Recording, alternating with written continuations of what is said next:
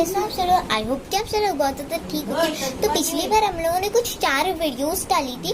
हाँ, तो आपको वो आई होप कि आप सब लोग वो वीडियोस बहुत ज़्यादा पसंद आई होगी और उसके में अंदर व्यूज़ भी बहुत ज़्यादा आए।